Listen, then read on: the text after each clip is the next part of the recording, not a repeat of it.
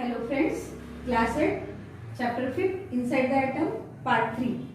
In our previous session, we completed the atomic theory put forth by Rutherford, and also we observed the specific scattering experiment. By using that scattering experiment, we observed the postulates of Rutherford's theory. Thereafter, we have to observe the main parts of the Rutherford's theory. म्हणजेच काय, आपण रुदरफोर्डच्या थेअरीनुसार काय पाहिलं की अणूमध्ये बरोबर मध्यभागामध्ये धनप्रभारित कण एकवटलेले असतात, तर ऋणप्रभारित कण या केंद्रकाच्या भोवती भ्रमण करत असतात. म्हणजेच काय, electrons are revolving around the nucleus while nucleus is at the centre of the atom and all the mass of the atom is concentrated at the center. When we observe the Rutherford theory, this theory explains that electrons are revolving around the nucleus. But according to scientific rules, when electrons revolve at that time, energy of the electron decreases. But we all know that each and every particle shows a stable energy level. No energy change can be observed. And therefore Rutherford's theory was not used by different scientists. After that, many scientists work on the distribution of energy. म्हणजेच काय, अणूची रचना पाहत असताना रुदरफोर्डने सांगितलं की त्या न्यूक्लियसमध्ये धनप्रभारित कण एकवटलेले आहेत आणि ऋणप्रभारित कण परिभ्रमण करतात, आणि हे परिभ्रमण चालू असताना अणूमध्ये ऊर्जा ही कमी झाली पाहिजे, कारण त्या परिभ्रमणासाठी ऊर्जा वापरली गेली पाहिजे. आणि त्या क्रमानुसार इथं ऊर्जा कमी झाली तर त्याचा आपल्याला अणुवरती फरक पडलेला दिसला पाहिजे. And therefore atom becomes unstable due to change in energy level. Energy level जर बदलत असेल तर अणू हा अस्थिर झाला पाहिजे. But practically we can not observe this. Then why this happen? Rutherford could not explain this, and therefore next theory was put forth by Bohr's, which is known as Bohr's stable orbit atomic model. The Danish scientist Niels Bohr in 1913 explained this theory. From the name we can justify stable orbit atomic model. आता stable orbit atomic model कशासाठी आलेला आहे? To show the energy level, changing energy level of the atom due to revolving electrons. इलेक्ट्रॉनच्या फिरण्यामुळे जी ऊर्जा अणूमधली वापरली जाते त्यामुळे अणू अस्थिर व्हायला हवे. कारण आपण काय पाहिलं होतं, number of protons and electrons are equal due to which atom is neutral. हा झाला एक पार्ट. पण अणूमध्ये असणारी एनर्जी, त्या एनर्जीच्या बाबतीत इलेक्ट्रॉनच्या मुवमेंटमुळे काही जर बदल घडत असेल तर तो बदल आपल्याला या ठिकाणी लक्षात आला पाहिजे. But the scientist Nils Bohr explain first the electrons revolving around the atomic nucleus lie in the concentric circular orbits at certain distance from the nucleus. जे इलेक्ट्रॉन अणूच्या भोवती भ्रमण करतात ते सगळे एका रेषेमध्ये थांबलेले नाहीयेत, तर ते वेगवेगळ्या कक्षांमध्ये, ज्याला आपण ऑर्बिट किंवा शेल असं म्हणतो. तुम्ही आपली सोलर सिस्टीम पाहिलेली आहे. In the solar system different planets are placed at different places. Why this happen? According to the energy level of the planets. Here we can observe a gravitational force is produced by the sun, due to which different planets are attracted towards the sun. But at the same time, a force is produced by that planet also, which tries to remain at a position. म्हणजेच काय, सूर्य सर्व ग्रहांना स्वतःकडे खेचण्याचा प्रयत्न करतो, पण त्याच वेळेला ग्रह पण त्याच्यावरती शक्ती प्रयुक्त करतात आणि आपल्या जागेवरती स्थिर राहण्याचा प्रयत्न करतात, ज्याच्यामुळे ग्रह सूर्याभोवती आपल्याला परिभ्रमण करताना दिसून येतात. मग त्या मेथडमध्ये आपण काय पाहतो, काही ग्रह अतिशय जवळ आहेत, काही ग्रह अतिशय दूर आहेत. मग हे ग्रहांचं जवळ दूर असणं जसं आहे त्याच पद्धतीने इथं काय होतं, सगळे इलेक्ट्रॉन एकाच रेषेमध्ये एकाच कक्षेमध्ये न फिरता ते वेगवेगळ्या कक्षांमध्ये फिरतात. Bohr explained that electrons revolve in first, second, third and four shells differently, and they have specific capacity. And according to that, he named the shells K, L, M, N, in which K shell is known as first shell, L shell second, M third, and N shell is the last shell. म्हणजे काय, बोहरनी तिथे असणाऱ्या इलेक्ट्रॉनना वेगवेगळ्या कक्षेमध्ये विभाजित केलं आणि हे विभाजित करत असताना त्यांनी काय सांगितलं energy of an electron is constant while it is in a particular orbit. ज्या वेळेला एखादा इलेक्ट्रॉन एखाद्या स्पेसिफिक ऑर्बिट मध्ये असतो म्हणजे तो पहिल्या ऑर्बिट मध्ये असेल तर त्यावेळेला त्याची एनर्जी कशी आहे कॉन्स्टंट आहे. Energy of an element is constant while it is in a particular orbit. निश्चित ऑर्बिट मध्ये जर इलेक्ट्रॉन असतील तर त्यावेळेला त्या ठिकाणी आपल्याला एनर्जी इलेक्ट्रॉनची स्थिर असलेली दिसून येते. But when an electron jumps from an inner orbit to an outer orbit it absorbs energy equal to the difference of its energy level and then it jumps from an outer orbit to an inner orbit it emits energy equal to the difference of its energy level. आता याचा अर्थ काय आहे electron हे स्थिर नसतात फिरत असतात हे आपल्याला माहिती आहे. मग ते ज्या वेळेला एका कक्षेतून दुसऱ्या कक्षेमध्ये जंप करतात मग जंप करत असताना आपण पहिला पाठ काय पाहिला when an electron jumps from an inner orbit to an outer orbit. ज्या वेळेला पहिल्या ऑर्बिट मधून इलेक्ट्रॉन दुसऱ्या ऑर्बिट मध्ये त्याच्यापेक्षा बाहेरच्या ऑर्बिट मध्ये जातो at that time it absorbs energy equal to the difference of its energy level. दुसऱ्या कक्षेची जी एनर्जी लेवल आहे त्याच्यामधून पहिल्या कक्षेची एनर्जी लेवल मायनस केल्यावर जेवढी एनर्जी शिल्लक राहते त्याला आपण म्हणतो difference of the energy level. पहिल्या कक्षेतून बाहेर जायचंय आपल्याला म्हणजे दूर जायचंय. थोडक्यात काय करायचं या ठिकाणी तुम्हाला लक्षात ठेवायचंय इथं एरिया इन्क्रीज झालाय आणि एरिया इन्क्रीज झाल्यामुळे त्यांना लागणारी एनर्जी जास्त असेल म्हणून ती या ठिकाणी ऍब्सॉर्ब होते.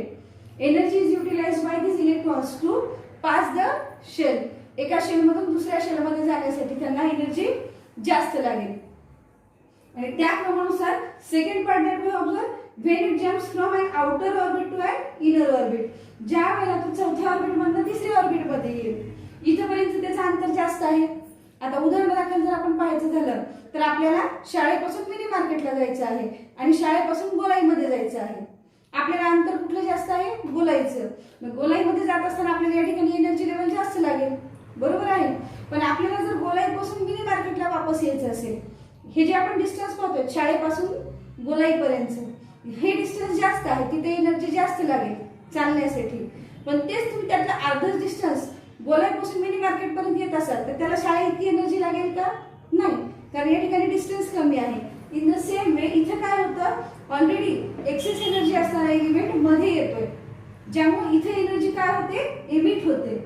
and therefore here we can observe when electron jumps from an outer orbit to an inner orbit it emits energy equal to the difference of its energy level.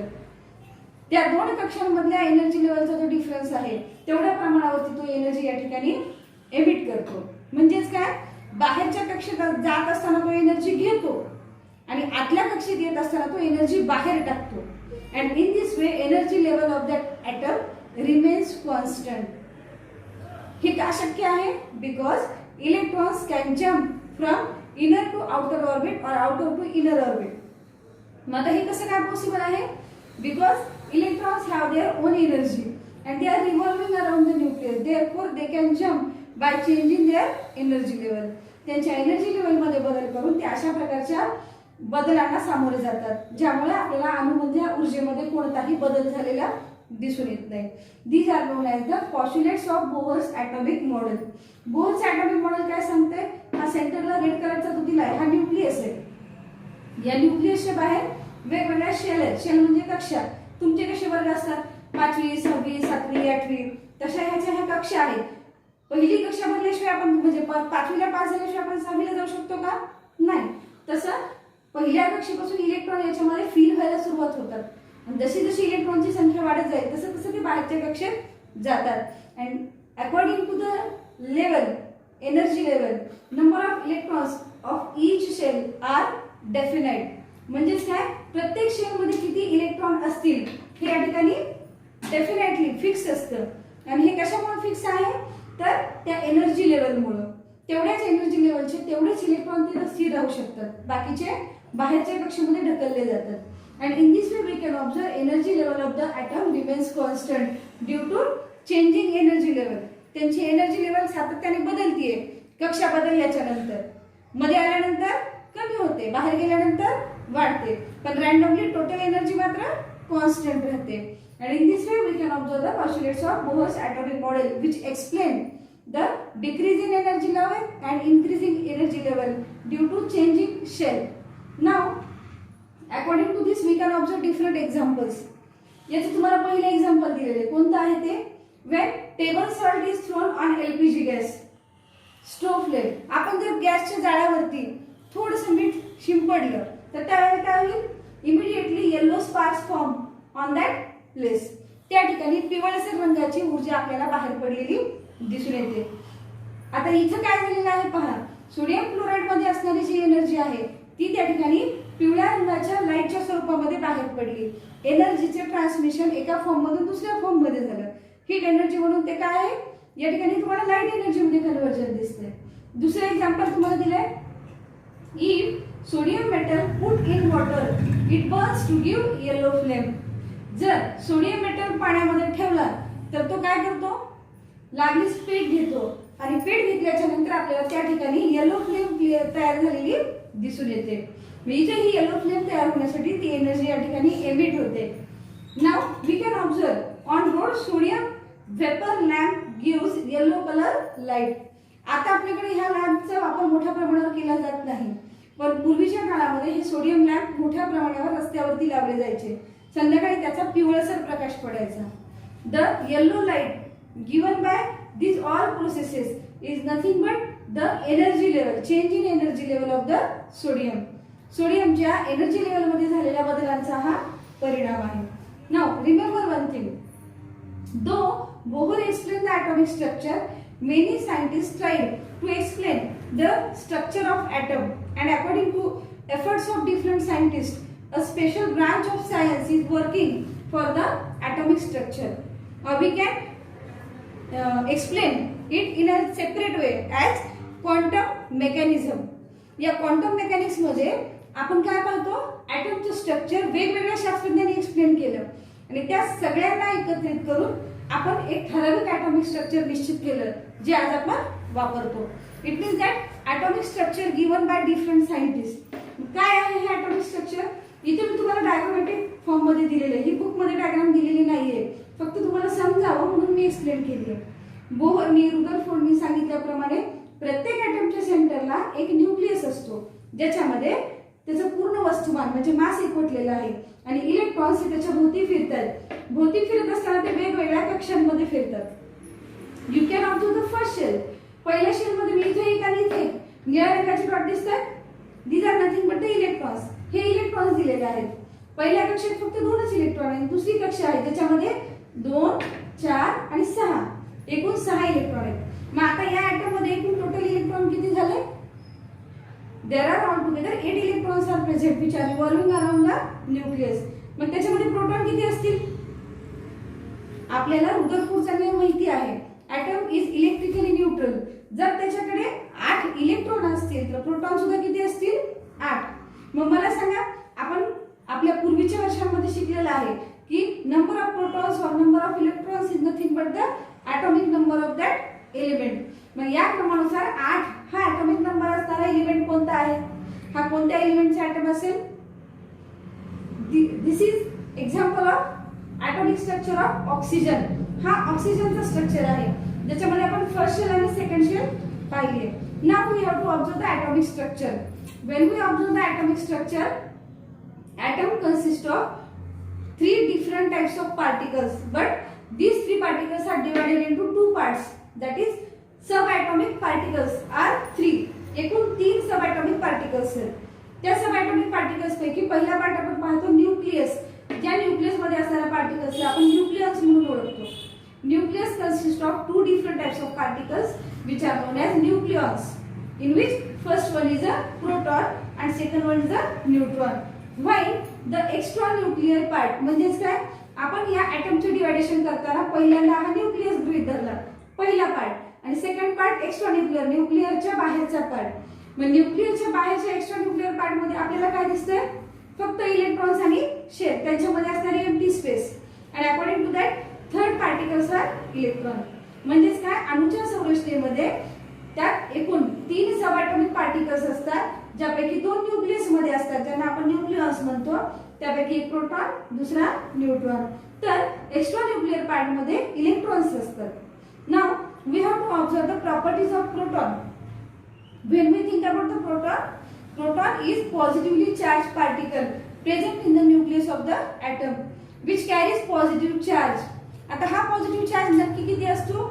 It is equal to 1 electron. पण हा कसा आहे? Positive आहे, बरोबर आहे. मग या ठिकाणी 1 इलेक्ट्रॉनची व्हॅल्यू किती दिलेली आहे तुम्हाला? 1 electron is equal to 1.6 into 10⁻⁻19 coulomb ही त्याची व्हॅल्यू आहे. And according to that, the total positive charge on the nucleus is expressed in E, whose magnitude is equal to the number of protons. म्हणजे त्या atom मध्ये एकूण किती proton आहेत? Total positive charges किती आहेत? हे टोटल पॉझिटिव्ह चार्जेस जे इक्वल आहेत त्यांना आपण नंबर ऑफ प्रोटॉन्स म्हणतो. This number of proton is also use to denote atomic number of that atom. त्या ॲटमचा ॲटॉमिक नंबर दाखवण्यासाठी आपण या प्रोटॉनचा वापर करतो. This atomic number is denoted by capital letter Z, and according to this here we can observe mass of proton is approximately 1 Dalton. इथे हे जे U सारखे चिन्ह दिसते ना, याला उच्चार आपण डाल्टन करतो म्हणून मी कंसात लिहिला 1 Dalton. Then what is the value of 1 Dalton? 1 Dalton is equal to 1.66 into 10⁻⁻27 gram, which is the equal to mass of hydrogen. ही जी व्हॅल्यू आहे एक डाल्टन मास. आपण ज्यावेळेला हायड्रोजनचा विचार करतो, हायड्रोजन मध्ये फक्त एक प्रोटॉन आहे, एक इलेक्ट्रॉन आहे. हायड्रोजन हा असा एकमेव एलिमेंट आहे ज्याच्यात न्यूट्रॉन नाही आणि त्याच्यामुळं त्याच्यामध्ये असणाऱ्या प्रोटॉनची इलेक्ट्रॉनची संख्या सारखी आहे आणि त्याचं वजन हे फक्त एका प्रोटॉन इतकं आहे. That is equal to 1.66 into 10⁻⁻27 gram. And therefore here we can observe the mass of proton is equal to mass of hydrogen. मग तुम्हाला असं विचारलं जाऊ शकतं कधी कधी, which particle is there whose mass is equal to hydrogen. मग तसं सांगितल्यानंतर आपल्याला इथे कोणता दिसतोय? हा प्रोटॉन आहे. Now we have to observe the second nucleon, that is neutron. Nucleon या शब्दाचा अर्थ काय आहे? Particles present inside the nucleus that are known as nucleons. Now here you can observe electrically neutral subatomic particle. आता electrically neutral याचा अर्थ काय? इथे मी तुम्हाला प्रोटॉनवर पॉझिटिव्ह चार्ज असतो हे सांगितलं. तुम्हाला पी वर इथे पॉझिटिव्ह साइन लिहिण्याची गरज नाही, फक्त तुम्हाला लक्षात यावं म्हणून मी या ठिकाणी पॉझिटिव्ह साइन लिहिलेला आहे. That is P positive. हा पॉझिटिव्ह चार्ज आहे. Neutron it is neutral. Neutral या शब्दाचा अर्थ त्याच्यात पॉझिटिव्ह आणि निगेटिव्ह असा कोणता चार्ज अस्तित्वात नाही. There is no charge on this particle. Now when we observe, neutron is denoted by the symbol small n and number of neutrons present in an atom that are shown by capital N. एकूण किती neutron त्या item मध्ये आहेत त्यांची संख्या मात्र आपण capital N ने दर्शवतो. When we think about the neutrons, the number of neutrons present in all elements that are different, but these neutrons are present in all elements, but there is exception, that is hydrogen. Hydrogen is only one element in which neutrons are absent. हायड्रोजनला आपण exception म्हणून मी तुम्हाला red colour मध्ये दिले लक्षात राहावं म्हणून. तुम्ही जर या ठिकाणी दिलेल्या तुमच्या चॅटचा फक्त एक स्क्रीनशॉट काढून ठेवला तर तुमच्या नोट्स तयार होतात, ज्या तुम्ही तुमच्या वहीमध्ये स्वतःच्या अक्षरामध्ये लिहून काढल्यात तर तुमच्या कन्सेप्ट जास्त क्लिअर होतील.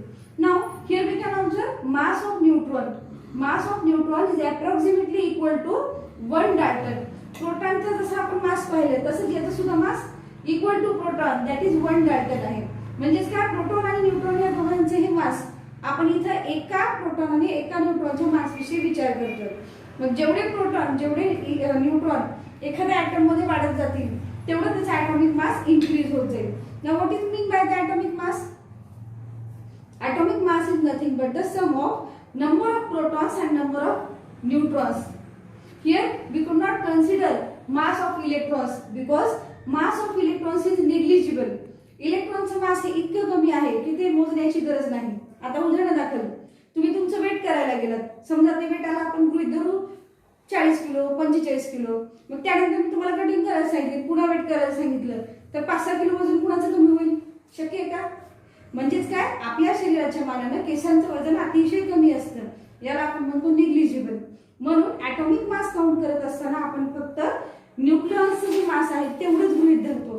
And according to that the mass of nucleons that is nothing but the atomic mass of the atom, and therefore here atomic mass is shown by capital A. आपण कॅपिटल ए ने atomic mass दर्शवतो. हे आपण याच्या पूर्वी पाहिलेले आहे short मध्ये. Now the third particle, that is extranuclear part, which consists of electrons. Electrons are nothing but the negatively charged particles which are denoted by E. E वर मी निगेटिव्ह साइन का दिलाय? तो निगेटिव्ह पार्टिकल आहे, हे तुमच्या लक्षात राहावा म्हणून. Each electron carries 1 unit of negative charge. प्रत्येक इलेक्ट्रॉनवर एक निगेटिव्ह चार्ज असतो आणि जेवढे इलेक्ट्रॉन त्या ॲटम मध्ये वाढत जातील तेवढे निगेटिव्ह चार्जेस त्याच्यावर वाढत जातील. जसं आपण या एक्झाम्पल मध्ये पाहिलं, इथं आपण 8 इलेक्ट्रॉन्स दिले तर याच्यावरचा 8 हा निगेटिव्ह चार्ज असेल आणि तेवढेच त्याच्यामध्ये पॉझिटिव्ह चार्जेस असतील प्रोटॉनचे 8. And accordingly here we can observe mass of an electron is 1800 times less than that of hydrogen. हायड्रोजनच्या वजनापेक्षा 1800 टाइम्स त्याचं मास कमी आहे. 1800 पट त्याचं मास कमी आहे. हायड्रोजनचं मास किती आहे? 1.66 into 10⁻⁻27. म्हणजे याच्या खाली पाठीमागे आपण -27 झिरो लावत जातो, इतकं ते कमी आहे. मग त्या क्रमानुसार जर आपण ह्याची व्हॅल्यू पाहिली तर ती अतिशय कमी आहे, निग्लिजिबल आहे, न मोजण्या इतकी, ज्याला आपण मराठीमध्ये नगण्य असं म्हणतो, न मोजण्यासारखी. आणि according to that therefore mass of electron is negligible, त्याला आपण निग्लिजिबल असं म्हणतो.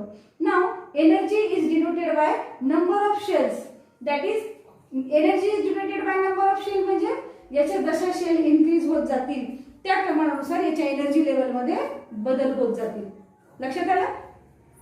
In our today's session we observe Bohr's stable orbit atomic model and atomic structure given by different scientists, जे आपण रोजच्या रोज वापरतो. आपल्या आत्ताच्या अभ्यासामध्ये आपण या स्ट्रक्चरचा उपयोग करतो. आतापर्यंत आपण ॲटॉमिक स्ट्रक्चर मधला अर्धा पार्ट कंप्लीट केलेला आहे, ज्याच्यामध्ये आपण ॲटम म्हणजे काय पाहिलं, त्याची हिस्ट्री पाहिली, त्याच्याबद्दलच्या वेगवेगळ्या थेरीज पाहिल्या. ही आपली चौथी थेरी. या चारही थेरीजना तुम्हाला कंटिन्युअसली लर्न करायचंय आणि त्याच्यावरून काय शोधायचं आहे, what are the differences in between all this theories. या चार थेरीज मध्ये कसे कसे बदल होत गेलेले आहेत. What is the difference in between atomic structure of Rutherford and Bohr, Rutherford and Thomson. And ज्यावेळेला तुम्ही हा डिफरन्स लर्न कराल त्यावेळेला तुम्हाला ह्या चारही थेरी समजतील. म्हणून तुम्ही काय करायचं आहे, एकाच पेजवर चारही थेरीज लिहून काढायच्या. कारण मी तुम्हाला 3 लिहायला सांगितल्या होत्या, आज त्याच्या पुढे आपल्याला ही चौथी थेरी लिहायची आहे. And try to draw the atomic structure. हा तुम्हाला दिलेला आजचा होमवर्क समजा. आता यातली सगळ्यात महत्त्वाची गोष्ट लक्षात ठेवा, पहिल्या सेशन पासून मी तुम्हाला जे या ठिकाणी बोर्ड रायटिंग दिलेलं आहे, it is nothing but short notes. ह्या तुमच्या शॉर्ट नोट्स आहेत, जिथं मी वेगवेगळ्या रंगांचा वापर केलाय. रंग का वेगवेगळे वापरलेले आहेत, कारण आपल्या जे डोकं आहे ना त्या डोक्याला रंगाचं फार आकर्षण असतं आणि वेगळ्या रंगात दिसलेला एखादा शब्द आपण पटकन लक्षात ठेवतो. आणि म्हणून कन्सेप्ट समजून घेण्यासाठी तुम्ही सुद्धा जर तुमच्या टेक्स्टबुक मध्ये अंडरलाईन करण्यासाठी डेफिनेशनला अंडरलाईन करायला किंवा ॲटॉमिक नंबरला, सिम्बॉलला, ॲटॉमिक मासला वेगवेगळे कलर्स यूज केले तर तुम्हाला तो एलिमेंट आठवला नाही, त्याचे ॲटॉमिक मास आठवलं नाही तर ते पेज आणि ते कलर डोळ्यासमोर झळकतात.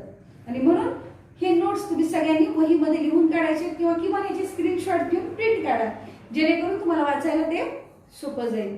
And in this way we complete our today's session. आज आपण इथेच थांबूया.